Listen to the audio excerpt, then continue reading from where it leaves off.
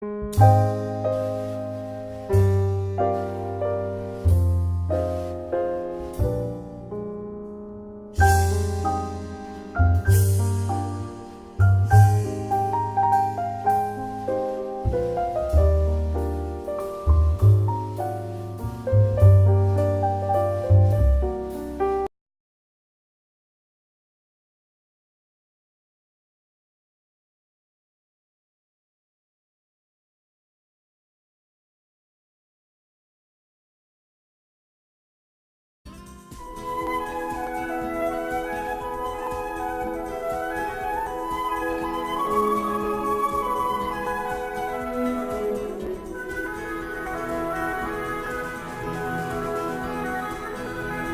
Fondation.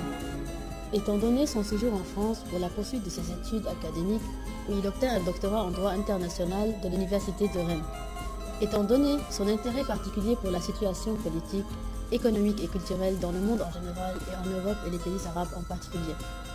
Suite au déclenchement de la Deuxième Guerre du Golfe et les nombreuses répercussions qu'elle a déclenchées dans le monde occidental et oriental, Dr Saleh Bakr At-Tayyar réalisa l'importance d'une tribune en Europe chargée d'introduire les causes arabes légales et de transmettre aux Arabes les points de vue des Européens quant aux différents sujets en rapport avec les présents et l'avenir du monde arabe. C'est pourquoi Dr At-Tayyar prit l'initiative de fonder le Centre d'études euro-arabes CEEA en 1992 en assumant personnellement tous les efforts et frais matériels du projet. Le défi de Dr At-Tayyar fut un succès où le CEEA gagna la confiance de la Ligue des pays arabes, le Commissariat européen et le Conseil de coopération pour les pays du Golfe arabe. Tous ces blocs internationaux ont participé à toutes les activités du centre qui visaient à relancer le dialogue arabo-européen, complètement gelé depuis 1990. Le siège du CEEA. Le siège principal demeure à Paris, étant donné la place internationale qu'occupe la capitale française. Il a également des bureaux représentatifs au Caire, où le siège de la Ligue arabe, à Bruxelles, où le siège du Commissariat européen, en Arabie Saoudite, où le siège du Conseil de coopération des pays du Golfe arabe, à Genève, où le siège de nombre d'organisations internationales, et à Beyrouth. Le centre a aussi des représentants à Washington, Londres et Moscou. Les activités du CEEA. Il organise des conférences et des congrès internationaux. Il publie des livres et des études à portée stratégique, économique, médiatique et culturelle. Il participe à la plupart des activités et colloques organisés par des comités et organisations officielles et privées dans le monde arabe et en Europe. Le CEEA s'occupe de la publication d'annonces médiatiques et de rapports analytiques en langue arabe et française. En vue de réaliser ces achèvements, il coopère avec un groupe d'importants penseurs et analystes arabes et occidentaux. Le centre est également présent sur le web en 3 langues, arabe, française et anglaise.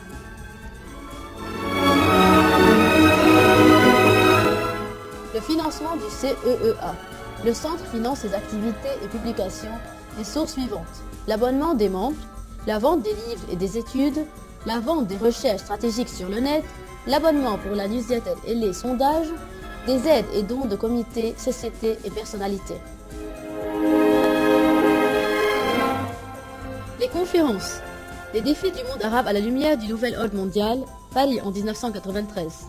Les défis du monde arabe à la lumière des changements internationaux, Caire en 1994. Les défis économiques du monde arabe face aux blocs internationaux, Dubaï en 1995. La sécurité arabe, les défis actuels et les perspectives de l'avenir, Casablanca en 1996. Le présent et l'avenir des relations arabo-européennes, Bruxelles en 1997. Les médias arabo-européens, Dialogue pour un avenir, Manama en 1998. L'avenir de Jérusalem arabe, Casablanca en 1999, la sécurité hydraulique arabe, Caire en 2000, les horizons et les garanties des investissements arabo-européens, Beyrouth en 2001. Les congrès. Le CEEA, siège de Paris, organisa un nombre de congrès à importante portée stratégique. Novembre 1993, les causes du conflit et les nécessités de la solution aux îles du Golfe arabe. Novembre 1994, l'Arabie Saoudite face aux nouveaux défis économiques mondiaux. Ce congrès fit une analyse scientifique de la situation de l'économie saoudienne Face à la chute spectaculaire du prix du pétrole sur le marché mondial et à la lumière des importants engagements qu'a dû supporter l'Arabie Saoudite afin de contribuer à la libération du Koweït suite à l'agression irakienne. Ce congrès évoqua l'influence de ce qui a été dit sur la poursuite de l'application des plans de développement saoudiens. Le congrès affirma la stabilité de l'économie saoudienne et sa capacité à faire face à tous ces défis. Novembre 1996, en Jérusalem, il évoqua le sujet de Jérusalem occupée et son avenir. Le principal invité à ce congrès fut Feu Faisal Al-Husseini, le responsable du dossier de Jérusalem à Organisation de la Libération de la Palestine, OLP. Novembre 1998, la culture de paix est dirigée par Frédéric Mayor, l'ancien directeur général de l'UNESCO. Novembre 1999, le monde arabe islamique et les droits de l'homme, ce congrès fut organisé au siège des Nations Unies à Genève. Il évoqua une analyse des livres et les études. Le CEEA publia des dizaines d'ouvrages et d'études concernant les conférences et les congrès qu'il organisa et des sujets stratégiques dont le centre juge nécessaire à traiter. Les défis du monde arabe à la lumière du nouvel ordre mondial, les défis du monde arabe à la lumière des changements internationaux, les défis économiques du monde arabe face aux blocs internationaux, la sécurité arabe, les défis actuels et les perspectives d'avenir, les relations arabo-européennes en langue arabe et française, les médias arabo-européens, dialogue pour l'avenir de Jérusalem arabe, la sécurité hydraulique arabe, les horizons et les garanties des investissements arabo-européens, la France et les religions divines, les contrats internationaux pour le transfert de la technologie, Iran, les défis de l'idéologie et de la révolution, le monde islamique dans les stratégies mondiales contemporaines, le terrorisme international, l'islam et l'intégrisme historique, Liban, coexistence en temps de guerre, la division de la Yougoslavie, la fabrication de la décision politique américaine, l'évolution économique et sociale de l'Arabie Saoudite, le régime juridique des projets, le développement des ressources humaines en Arabie Saoudite et dans les pays du Conseil de coopération du Golfe, les îles du Golfe arabe, les causes du conflit et les nécessités de la solution, la théorie israélienne pour les négociations, Jérusalem de Ben Gurion jusqu'à Netanyahu, la sécurité du Golfe arabe, le rôle des centres d'études arabes dans la fabrication de la décision, les aspects de la structure de l'État palestinien, la convoitise israélienne dans les eaux arabes, la politique arabe du Maroc, les Arabes et l'Occident à la veille du XXIe siècle, l'Arabie Saoudite face aux défis économiques mondiaux en langue française, l'évolution de la pensée politique islamique contemporaine en langue française, Jérusalem et la culture de paix en langue française et arabe, l'Arabie Saoudite et les défis du XXIe siècle, les réformes arabes et les défis internationaux. Publication médiatique, le CEEA a publié le magazine Al-Malaf Al-Arabi Al-Europi, le dossier euro-arabe. Il s'agit d'un périodique stratégique qui traite les importants événements arabes et internationaux. Il paraît en langue française et arabe. Le CEEA publia de même le magazine Al-Malaf Al-Khaliji Al-Europi, le dossier Euro-Golfe, en langue française. Il s'agit d'une publication qui traite les relations entre l'Europe et les pays du Golfe et à tous les niveaux et dans tous les domaines. Le centre publia un rapport journalistique quotidien sur les importants événements et évolutions internationaux parus dans la presse française. Le site du CEEA sur l'Internet. Étant donné la révolution informatique causée par l'Internet, le CEEA accompagna cette technologie et s'est mise à l'heure du web en 3 langues, arabe, française et anglaise. Les importantes fenêtres du website du CEEA sont les suivantes. Une analyse portant sur les importantes actualités arabes et internationales, des brèves portant sur les récentes évolutions, une librairie électronique qui englobe environ 1500 études spécialisées sur différents sujets. Il s'agit de la première librairie électronique du genre dans le monde arabe. Un sondage en raison de 2 fois par mois sur les dernières évolutions, environ 5 millions de personnes de par le monde participent à chaque sondage. Signalons que le CEEA détient environ 90 millions de emails de presque partout le monde et de toutes les spécialisations et domaines. Les accords. Comme résultat de sa position particulière, le CEEA conclut un nombre d'accords d'entente et de coopération avec les organismes suivants. Le Centre de documentation et d'information de la Ligue arabe, l'Institut des études politiques du ministère iranien des Affaires étrangères, l'Académie Naïf arabe pour les sciences sécuritaires. Visite officielle et rencontre. L'invitation du ministre chinois des Affaires étrangères et du Centre chinois de l'entente internationale, durant laquelle le président du CEEA ainsi que la délégation ont été reçus par d'importants responsables à Pékin et Shanghai. L'invitation de la Ligue culturelle mondiale iranienne, où la délégation du CEEA s'est entretenue avec d'importants responsables et intellectuels iraniens, signalons que cette visite contribua au dégel des relations de l'Iran avec quelques pays arabes. L'invitation de la Jordanie, où la délégation rencontra le prince Hassan bin Talal lorsqu'il était toujours l'héritier du trône, et un nombre de responsables et journalistes jordaniens. Une rencontre de la délégation du CEEA avec le président yéménite Ali Abdullah al-Saleh, la rencontre de la délégation du CEEA avec le président libanais Émile Lahoud, la rencontre de la délégation du CEEA avec l'ancien premier ministre Selim El-Hous, la rencontre de la délégation du CEEA avec le président de la chambre libanaise Nabih Berri, la rencontre de la délégation du CEEA avec l'héritier du trône saoudien, le prince Sultan bin Abdelaziz. Exposition de livres.